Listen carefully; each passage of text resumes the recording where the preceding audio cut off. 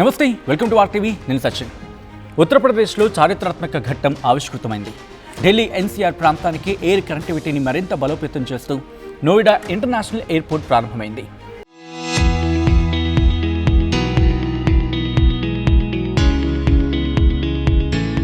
ప్రపంచ స్థాయి సదుపాయాలతో నిర్మితమైన ఈ ఎయిర్పోర్ట్ దేశ ఏవియేషన్ రంగంలో గేమ్ చేంజర్గా మారనుంది. ఈ ఎయిర్పోర్ట్ ప్రత్యేకతలేంటో ఒకసారి చూద్దామా? దాదాపు 24 ఏళ్ల నిరీక్షణ తరువాత నోయిడా ఎయిర్పోర్ట్ ప్రారంభమైంది. 4 దశల్లో ఈ ఎయిర్పోర్ట్ను నిర్మిస్తున్నారు. 3900 మీటర్ల రన్వే, ఒక టెర్మినల్తో కూడిన ఫస్ట్ ఫేజ్ ఎయిర్పోర్టును ప్రధాని నరేంద్ర మోదీ మార్చి 28న ప్రారంభించారు. ఈ ప్రాజెక్ట్ దేశంలోని అతిపెద్ద గ్రీన్ ఫీల్డ్ ఎయిర్పోర్టులలో ఒకటి. ఢిల్లీ ఎన్సీఆర్ ప్రాంతానికి 2వ అంతర్జాతీయ విమానాశ్రయంగా అభివృద్ధి చేస్తూ ఇందిరాగాంధీ ఇంటర్నేషనల్ ఎయిర్పోర్టుపై ఒత్తిడిని తగ్గించడమే దీని లక్ష్యం.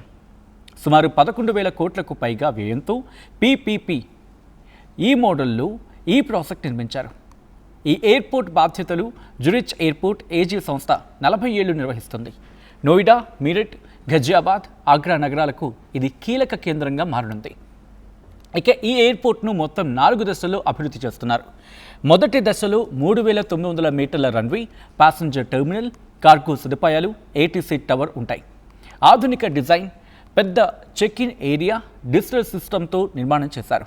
ఇక ప్రాజెక్టు పూర్తయ్యేసరికి 5 రన్వేలు, అనేక టెర్మినల్స్తో విస్తృత స్థాయిలో అభివృద్ధి కానుంది. ఏటా 1,20,00,000 మంది ప్యాసింజర్స్ ప్రయాణించే సామర్థ్యంతో ఫస్ట్ ఫేజ్ ఎయిర్పోర్ట్ను నిర్మించారు. మొత్తం ప్రాజెక్టు పూర్తయితే 7 కోట్ల ప్రయాణికులకు సేవలు అందుబాటులోకి రాబోతున్నాయి. మెట్రో, రోడ్డు, రైలు మార్గాలతో బలమైన కనెక్టివిటీతో ఇది ఉత్తర భారతదేశానికి కీలక ట్రాన్స్పోర్ట్ హబ్గా మారనుంది.